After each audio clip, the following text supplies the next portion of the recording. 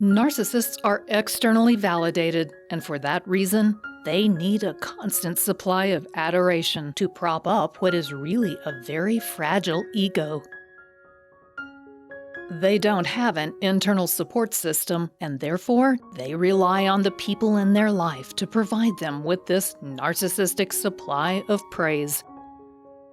Because of their charm, the narcissist is usually able to find a partner fairly easily. However, eventually the narcissist is no longer able to keep up the act, and the relationship usually ends.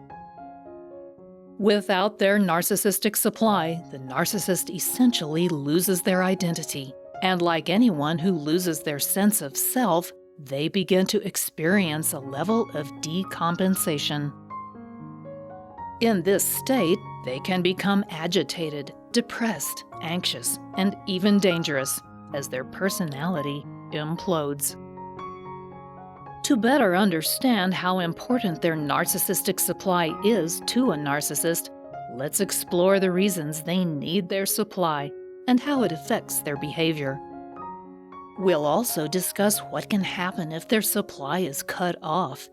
You need to know this to make the best decisions for your well-being when you're dealing with a narcissist. Why does a narcissist need their supply? Narcissism typically develops because of childhood trauma or experiences that resulted in the inability of the narcissist to fully develop a sense of self. As a result, they constructed a false self through which they can safely filter their life experiences and relationships. The false self becomes a kind of safeguard that performs the functions of the narcissist's dysfunctional true self. In healthy people, the ego, or true self, helps them recognize the world, set boundaries, form their identity and self-esteem, and regulate their self-worth. The narcissist doesn't have a healthy ego, so those basic functions are performed by the false self. It is the only part of the narcissist that is in touch with the outside world.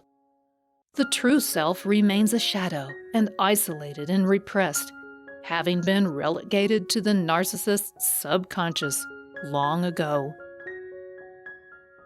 The egoic functions of healthy people happen internally, but for the narcissist, they must import those functions via the false self from their surroundings. Because of that, they confuse their internal psychological landscape with that of the outside world.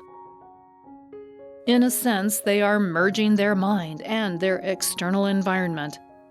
In that case, people in their life become nothing more than extensions of their own mind.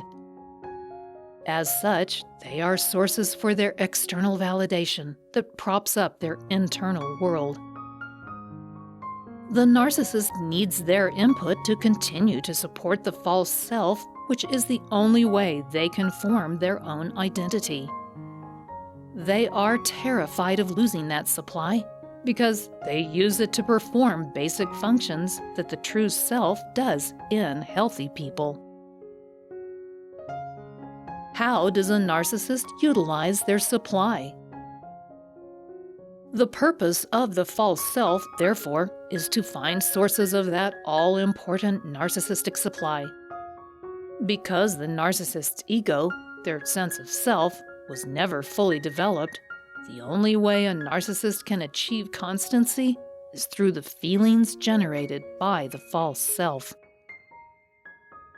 The false self collects reflections gathered from interactions with other people and assembles them into a kind of patchwork of information that the narcissist uses to buttress and support their grandiose self-image. That's why the false self denies the existence of the true self and is perpetually striving to ensure a constant flow of narcissistic supply. What happens if their narcissistic supply is cut off?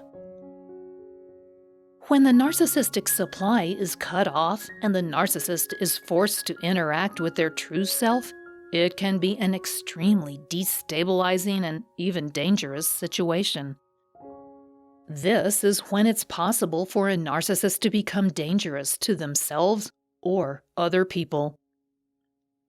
As psychologist Phyllis Antibes notes, without narcissistic supply on an ongoing basis, the glue that holds their world together loses strength and the personality begins to implode.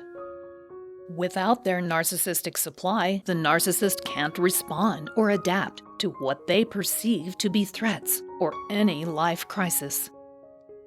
For that reason, you could see a number of different reactions from a narcissist if they have lost their supply.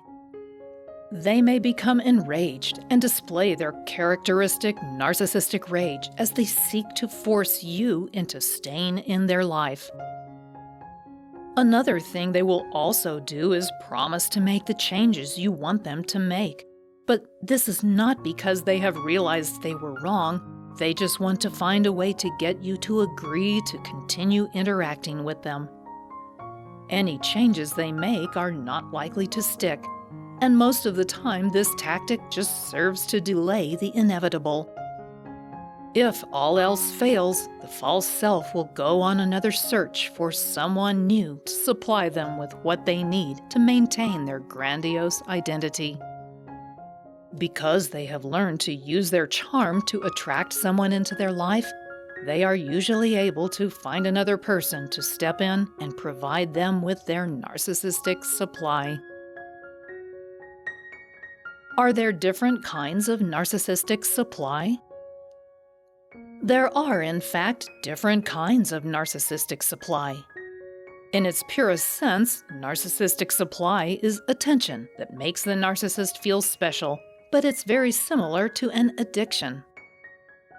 That's why they react so emotionally if it is threatened. As explained by Jill in The Enlightened Target, not all narcissistic supply is equal. Number 1. Premium narcissistic supply. The best kind of narcissistic supply is attention from someone the narcissist actually admires. This type of supply is the most satisfying type. If you are someone they admire, they want to get a more intense and positive supply from you than from other people in their life. They want you to like them and give them positive feedback. If someone they admire begins to react negatively to the narcissist, this can create a crisis in their life. It can throw them into a profound depression and trigger their rage. They will usually try to resolve the situation by love-bombing this person to get them to return to that positive relationship. If that doesn't work, however, they may decide to take down the person they admire to show everyone they are even better than that person. Negative attention is better than no attention at all. Number 2. Regular narcissistic supply. If they can't get their narcissistic supply from someone they admire, or if they don't get enough positive supply from that person, they will take it from anyone they can find. With someone that they don't necessarily admire, they aren't as concerned about whether the attention they receive is positive or negative. If you fall into this category of a provider of narcissistic supply, the narcissist will just as readily seek to devalue you rather than trying to get you to admire and adore them. In their mind, if they are criticizing and devaluing you, that is showing everyone else around them how superior they are by comparison. If you adore them, that's nice, but if you're not someone they admire, the supply you provide them is not as high in quality as what they can get from someone they see as a role model. Finally, without extensive therapy and ongoing personal growth, narcissists simply can't do without their supply. Until such a time as they would be able, with therapeutic help, to construct a functioning ego or true self, they can only experience the world through their false self. That means they need their narcissistic supply to prop up their fragile and carefully constructed, grandiose identity. If you're thinking about going no contact with a narcissist, or the narcissist in your life feels as though you're not giving them their supply, a free copy of my Narcissistic Rejection Guide can help. It will help you learn to say no and push back against their abusive tactics. You need to have strategies for dealing with their manipulation, no matter what your specific situation is like. Just click on the link below this video and I'll send it directly to your inbox for free. Thanks for watching.